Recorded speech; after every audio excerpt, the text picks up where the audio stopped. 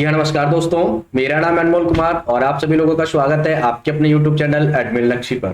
तो दोस्तों, आज की क्लास में हम आपको सिखाने वाले हैं कि MS एक्सेल 2007 के अंदर जो होम टैब के अंदर आपका टेबल एज फॉर्मेट और आपका सेल्स स्टाइल्स ऑप्शंस होता है, इन ऑप्शनों का यूज हम अपने एक्सेल सीट के अंदर किस तरीके से कर सकते हैं। तो आज की क्लास में हम इन दो टॉपिकों पे बात करने वाले हैं। तो चलिए क्लास को स्टार्ट करते हैं।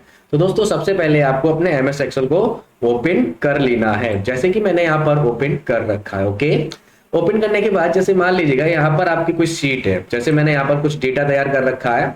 अब आपसे बोला गया कि इस सीट को आप टेबल में कन्वर्ट करके दो। किस में कन्वर्ट करके दो? टेबल में। तो आप इसे टेबल में कैसे कन्वर्ट करोगे? अभी आपकी सीट है, टेबल में कैसे कन्वर्ट करोगे? तो टेबल में कन्वर्ट करने के लिए आपको MS एक्सेल 2007 के अंदर एक ऑप्शन दिया जाता है जो कि होम टैब के अंदर होता है, जिसका नाम है फॉर्मेट एज टेबल। क्या होता है? फॉर्मेट एज टेबल होता है। इस ऑप्शन से क्या कर सकते हो कि आप अपनी जो भी सीट है ना, उसे आप टेबल में कन्वर्ट कर सकते हो। ठीक है ना। इसके लिए सिंपली आपको क्या करना है, होम टैब पे जाना है और होम टैब पे जाने के बाद आपको यहाँ पर ऑप्शंस मिलेगा स्टाइल्स वाले ब्लॉक के अंदर फॉर्मेट एज टेबल। आप यहाँ पर देख सकते हो ये वाला ऑप्शन, ठीक है ना, फॉर्मेट एज टेबल। इस पे हमें क्लिक करना है। जैसे ही आप इस पे क्लिक करोगे वैसे ही आपके सामने कुछ इस प्रकार से कई सारे फॉर्मेट आपके आ जाएंगे। देखो इस तरीके से। अब आप अपनी इस सीट में कौन सी फॉर्मेटिंग आप अप्लाई करना चाहते हो, आपको जो भी पसंद हो आप अपने हिसाब से सिलेक्ट कर लेना है। जैसे मैंने कहा ये वाले मुझे अप्लाई करनी है। जैसे ही आप उस जो भी स्टाइल्स आप लोग उस पर क्लिक करोगे, क्लिक करने के बाद आपको यहाँ पर रेंज सिलेक्ट करने को बोलेगा। यहाँ पर ऑटोमेटिक देखो ये रेंज ले लेता है। अगर आपको जैसे मान लीजिए आपको जो टेबल में कन्वर्ट करना है वो सीरियल नंबर, एम्प्लॉइज नेम और सेल अमाउंट करना है, कमीशन वाला इसमें आपको टेबल में कन्वर्ट नहीं करना है। तो आप क्या करोगे, सिंपली यहाँ पर इसे जो लिखा हुआ है ना इसे कट कर देंगे और कर्सर पॉइंट के मदद से अपना लेफ्ट बटन दबा के जितने में भी आपको अप्लाई करनी है उतना सिलेक्ट कर लेंगे इस तरीके से, ठीक है ना। और यहां से कर देंगे ओके। जैसे ही आप ओके कर दोगे तो ये टेबल में कन्वर्ट हो जाएगा, ठीक है ना।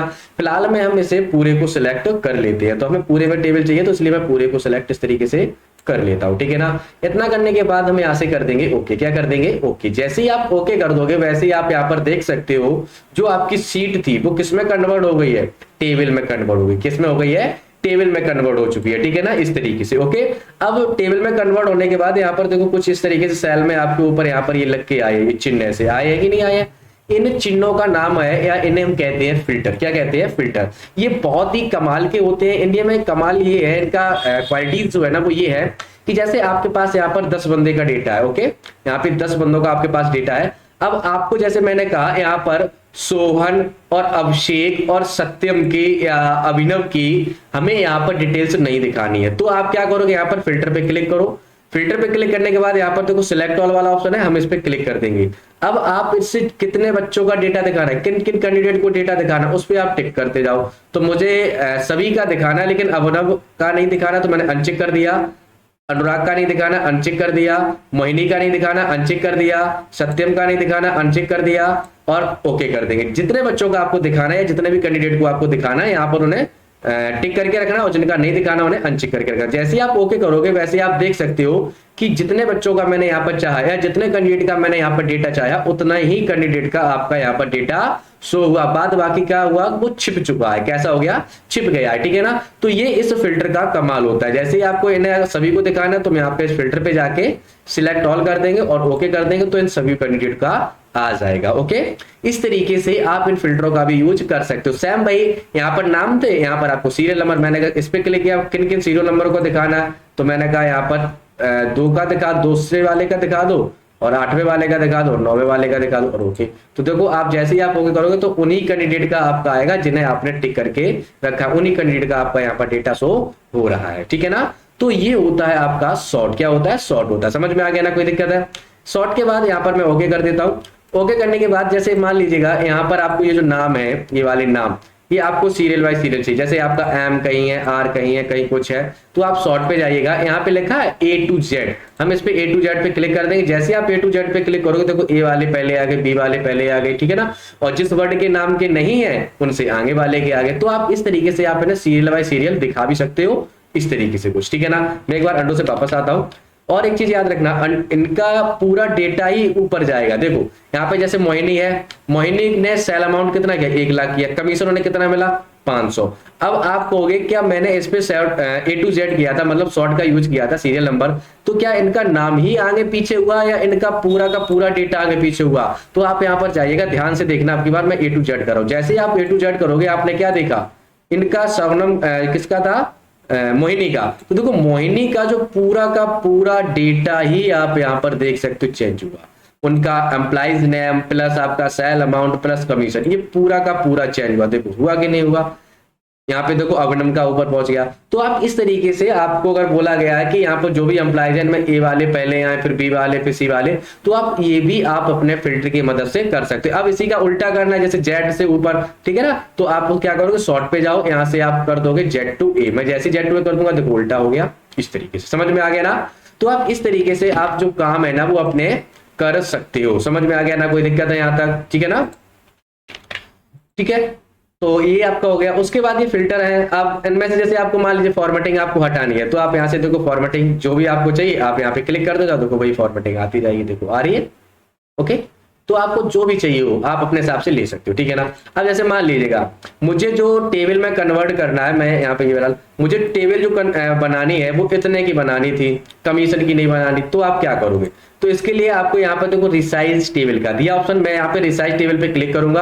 अब कितने का दिखाना है, यहाँ पे देखो पूरे का दिखा रहा है, तो मैंने यहाँ पर कहा मुझे इतने डेटा को दिखाना है, मैंने यहाँ पे सिंपली कर्सर पर रखा है, सेलेक्ट कर ली इस तरीके से, ठीक है ना, और यहाँ से कर दूंगा ओके। जैसे ही आप ओके करोगे तो आप देख सकते हो कमीशन पे जो आपका टेबल फॉर्मेट जो लगा था वो आपका हट चुका है, ठीक है ना, इतने पे ही डेटा रहा। ओके, तो आप इस तरीके से आप जितने चाहो उतने डेटा का आप यहाँ पर निकाल सकते हो, ठीक है ना। ये ऑप्शन आपको जब टेबल लगा दोगे उसके बाद आपको जो रिसाइज ऑप्शन होता है इसके अंदर आपको मिलेगा, ठीक है ना।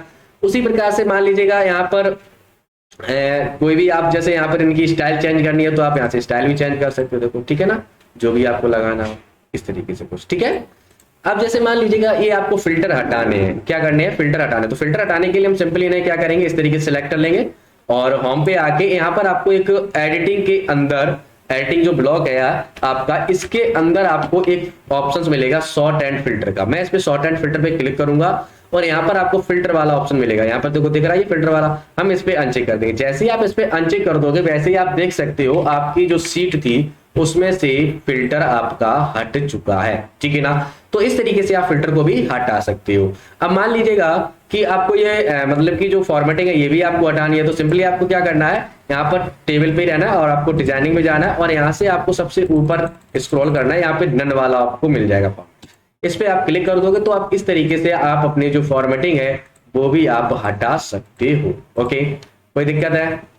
समझ में आ गया ना? तो ये आपका था फॉर्मेट एज टेबल। तो आई होप आपको ये फॉर्मेट एज टेबल आपका जो ऑप्शन है वो अच्छी समझ में आ गया होगा, ठीक है ना।